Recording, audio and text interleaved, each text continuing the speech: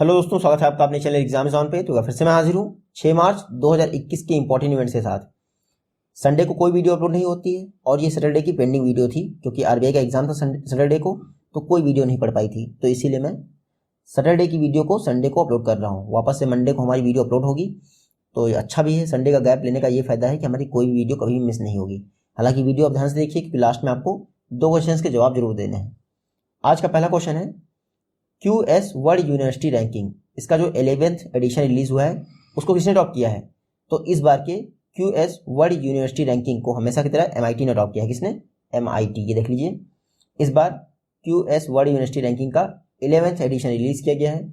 इसमें 9वीं बार यानी कि 9th टाइम जो है मैसाचुसेट इंस्टीट्यूट ऑफ टेक्नोलॉजी यानी MIT US ने टॉप किया है।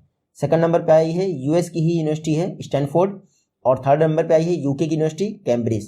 तो याद रखिएगा top 3 MIT, Stanford and Cambridge. Cambridge सिर्फ यूके की है, बाकी दोनों हैं US की। इस बार की जो QS वर्ल्ड यूनिवर्सिटी रैंकिंग है 11th एडिशन, उसमें 47 नई यूनिवर्सिटीज़ की रैंकिंग की गई है। इंडिया से बेहतरीन परफॉर्मेंस किसकी है? तो IIT बॉम्बे। ऑल ओवर जो इंस्टीट्यूट्स हैं उसमें IIT बॉम्बे की रैंकिंग है 172। खास बात क्या है? टॉप 100 में इंडिया का कोई भी इंस्टीट्यूट शामिल नहीं है। हालांकि टॉप 200 में इंडिया के 3 इंस्टीट्यूट शामिल हैं। एक है IIT बॉम्बे, फिर है आपका IISc बेंगलुरु और फिर है आपका IIT दिल्ली। तीनों की रैंकिंग याद रखिएगा। IIT बॉम्बे की रैंकिंग है 172। QS वर्ल्ड यूनिवर्सिटी रैंकिंग इसको कौन जारी करता है? क्वार्टरली साइमंड्स जारी करता है। 2010 से जारी कर रहा है और इस बार 11वां एडिशन है, इतना याद रखिएगा। नेक्स्ट क्वेश्चन है म्युनिसिपल परफॉर्मेंस इंडेक्स 2020 को किस सिटी द्वारा टॉप किया गया है? तो म्युनिसिपल परफॉर्मेंस इंडेक्स इसको टॉप किया है इंदौर म्युनिसिपल कॉर्पोरेशन ने। देखिए, 2 कैटेगरी में ये म्युनिसिपल परफॉर्मेंस इंडेक्स जारी किया गया, एक मिलियन प्लस कैटेगरी में, एक लेस देन मिलियन कैटेगरी में, यानी कि 10 लाख से ऊपर पॉपुलेशन वाले में और 10 लाख से नीचे पॉपुलेशन वाले में। 10 लाख से ऊपर पॉपुलेशन में किसने टॉप किया है? तो ये देख लीजिए, इंदौर ने टॉप किया है, यहाँ पे भी आप देख सकते हैं। और 10 लाख से नीचे वाली पॉपुलेशन में किसने टॉप किया है? तो न्यू दिल्ली म्युनिसिपल कॉर्पोरेशन ने टॉप किया है। म्युनिसिपल परफॉर्मेंस इंडेक्स PIB की न्यूज़ है, साथ में ईज ऑफ लिविंग डूइंग जो ईज ऑफ लिविंग इंडेक्स भी था, लेकिन अलग अलग कंप्लीट कर रहे हैं हम लोग ताकि ईजिली आपको मेमोराइज हो सके। Municipal performance index ministry of housing and urban affairs द्वारा जारी किया गया है। 5 पैरामीटर्स के आधार पर इसको प्रिपेयर किया जाता है। Services, finance, policy, technology and governance, ये 5 वर्टिकल्स हैं जिनके आधार पर म्युनिसिपल परफॉर्मेंस इंडेक्स को प्रिपेयर किया गया है। नेक्स्ट क्वेश्चन है रिसेंटली किस कंट्री के द्वारा इंडिया के साथ ब्रह्मोस मिसाइल को प्रोक्योर करने के लिए एक की पैक्ट साइन किया गया है?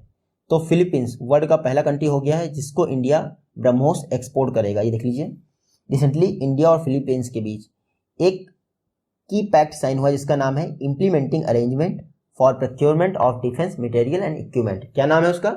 Implementing arrangement for procurement of defence material and equipment. तो ये एक की पैक्ट साइन किया गया है इंडिया और फिलीपींस के बीच, जिसके तहत फिलीपींस इंडिया से अब ब्रह्मोस मिसाइल को इंपोर्ट कर सकता है। ब्रह्मोस क्या है? इंडिया और रसिया का ज्वाइंट वेंचर है।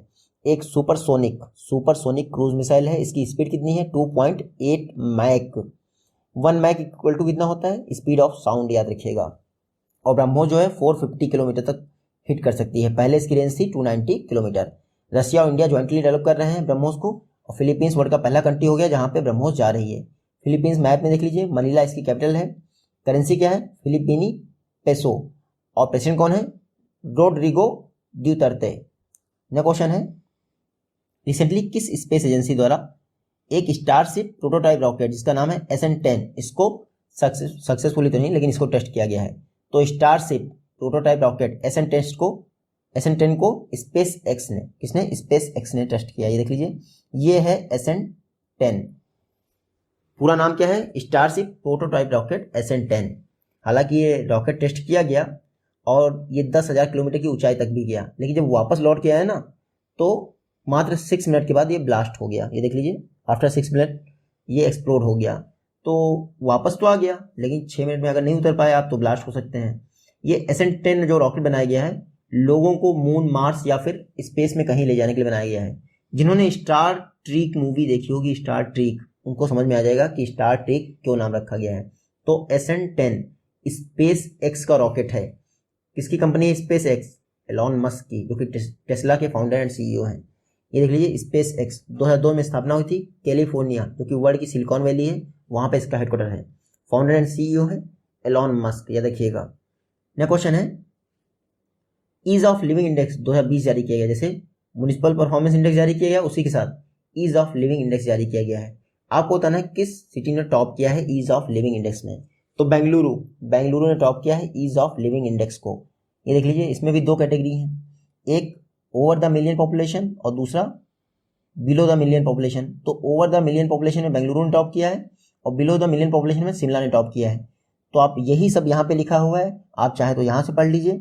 ये देख लीजिए, ministry of housing and urban affairs द्वारा यानी हरदीप सिंह पुरी द्वारा ईज ऑफ लिविंग इंडेक्स जारी किया है। इसमें टॉप किया है बेंगलुरु ने ओवर द मिलियन पॉपुलेशन, यानी 10 लाख से ऊपर वाली पॉपुलेशन में बेंगलुरु ने टॉप किया है और पुणे आया है सेकंड में।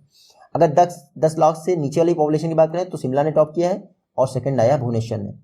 खास बात क्या है, वेस्ट बंगाल ने डाटा ही प्रोवाइड नहीं किया था, इसलिए वेस्ट बंगाल के किसी भी सिटी की रैंकिंग नहीं की गई ईज ऑफ लिविंग इंडेक्स में।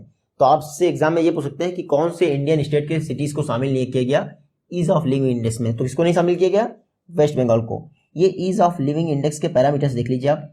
क्वालिटी ऑफ लाइफ, सबसे ज़्यादा वेटेज इसको दिया जाता है। सेकंड नंबर पे वेटेज मिलता है सिटीजनशिप परसेप्शन सर्वे को। थर्ड नंबर पे वेटेज मिलता है सस्टेनेबिलिटी को और फोर्थ नंबर पे वेटेज मिलता है इकोनॉमिक एबिलिटी। तो ये 4 पैरामीटर हैं जिनके आधार पर ही रैंकिंग की जाती है ईज ऑफ लिविंग इंडेक्स। देखिए, ministry of housing and urban affairs द्वारा जारी किए जाते हैं ताकि स्मार्ट सिटीज़ में या फिर ऑल ओवर कंट्री में क्या है living condition all over world India की। नेक्स्ट क्वेश्चन है इंडियन आर्मी द्वारा रिसेंटली एक कम्युनिटी रेडियो स्टेशन लॉन्च किया गया है जिसका नाम है रेडियो चिनार 90.4 हर दिल की धड़कन।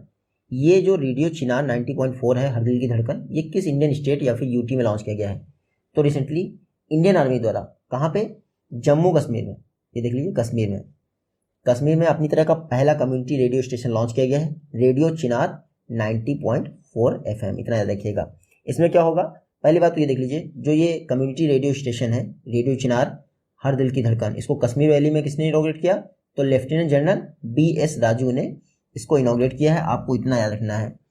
पर्पस क्या है, पर्पस है जो सिविल डिग्नेटरीज हैं उनके साथ आर्मी के रिलेशन को बेहतर बनाया जाए, इसलिए कम्युनिटी रेडियो स्टेशन लॉन्च किया गया है रेडियो चिनार 90.4। इनॉग्रेट किसने किया है, लेफ्टिनेंट जनरल BS राजू ने। ये देख लीजिए, जो नॉर्थ कश्मीर के लोग हैं उनके हिडन टैलेंट को निखारने के लिए कम्युनिटी रेडियो स्टेशन लॉन्च किया गया है। नेक्स्ट क्वेश्चन है CII confederation of Indian industry के इंडियन ग्रीन बिल्डिंग काउंसिल के गोल्ड सर्टिफिकेट से सम्मानित किया जाने वाला महाराष्ट्र का पहला रेलवे स्टेशन कौन बन गया है। तो IGBC Indian green building council का गोल्ड सर्टिफिकेट पाने वाला महाराष्ट्र का पहला रेलवे स्टेशन बन गया है CSMT, जिसको विक्टोरिया टर्मिनस पे कहते हैं, हालांकि उसका दूसरा नाम है छत्रपति शिवाजी महाराज टर्मिनस। ये महाराष्ट्र का पहला रेलवे स्टेशन बन गया है जिसको IGBC का गोल्ड सर्टिफिकेट मिला है। देख लीजिए, IGBC confederation of Indian industry के कोलैबोरेशन की एक संस्था है जिसने गोल्ड सर्टिफिकेट दिया है किसको, महाराष्ट्र के Shivaji Maharaj terminus railway station को। महाराष्ट्र का पहला रेलवे स्टेशन है जिसको एनर्जी कंजर्वेशन के लिए ये IGBC का गोल्ड सर्टिफिकेट मिला है। सेंट्रल रेलवे जोन का है ये Chhatrapati Shivaji Maharaj terminus railway station. 1895 में CII की स्थापना हुई थी, कॉन्फेडरेशन ऑफ इंडियन इंडस्ट्री, क्योंकि IGBC इससे संबंधित। तो कॉन्फेडरेशन ऑफ इंडियन इंडस्ट्री की बात कर लेते हैं। 1895 में स्थापना हुई थी, हेडक्वार्टर है न्यू दिल्ली में और उदय कोटक इस समय CII के प्रेसिडेंट हैं। नेक्स्ट क्वेश्चन है किस स्टेट गवर्नमेंट द्वारा engineering research and development policy 2021 को लॉन्च किया गया है। तो कर्नाटक गवर्नमेंट ने engineering research and development policy 2021 launch कर दी है इंजीनियरिंग सेक्टर में रिसर्च एंड डेवलपमेंट को बढ़ावा देने के लिए। देख लीजिए, कर्नाटक गवर्नमेंट द्वारा Karnataka engineering and research development policy 2021 को लॉन्च कर दिया गया है। पर्पस क्या है, स्टेट का कंट्रीब्यूशन इंप्रूव करना ताकि जॉब क्रिएट हो सकते हैं इंजीनियरिंग सेक्टर में। बेंगलुरु आपको पता ही है, इंडिया में जितनी ही मल्टीनेशनल कॉर्पोरेशन है लगभग उसका 34% सिर्फ बेंगलुरु से आता है। साथ ही साथ इंडिया में जो फॉर्चून 500 कंपनीज है ना, उसकी 50% तो बेंगलुरु में ही है अकेले। इंजीनियरिंग रिसर्च एंड डेवलपमेंट जो सेक्टर है उसकी सबसे तेज ग्रोथ है, कंपाउंड एनुअल ग्रोथ रेट है लगभग 12.8%। और ऑल ओवर वर्ल्ड में जो engineering research and development industry है इसमें कम से कम 2025 तक $2 ट्रिलियन खर्च होने वाला है। तो ये कुछ इंपॉर्टेंट फैक्ट हैं। हालांकि इंपॉर्टेंट ये है कि जो कर्नाटका का इंजीनियरिंग R&D पॉलिसी है उसमें प्रत्येक स्टूडेंट को अपनी रिसर्च को बढ़ावा देने के लिए 10,000 रुपये प्रोवाइड किए जाएंगे। नेक्स्ट क्वेश्चन है तस्लीमा संघर्ष और साहित्य, ये बुक किसने लिखी थी। तस्लीमा, संघर्ष और साहित्य, ये बुक लिखी है मोहन कृष्ण बोहरा ने। किसने? मोहन कृष्ण बोहरा। 2020 का जो 30वां बिहारी पुरस्कार दिया गया है वो मोहन कृष्ण बोहरा को दिया गया है अपनी बुक तस्लीमा, संघर्ष और साहित्य को। ये रिसेंटली नहीं लिखी गई है, 2016 में ये बुक लिखी गई थी, तस्लीमा, संघर्ष और साहित्य। हालांकि के बिरला फाउंडेशन द्वारा बिहारी पुरस्कार अब दिया गया है इनको, तो याद रखिएगा 30वां बिहारी पुरस्कार मोहन कृष्ण बोहरा को मिला है, उनकी एक फेमस बुक तस्लीमा, संघर्ष और साहित्य, याद रखिएगा।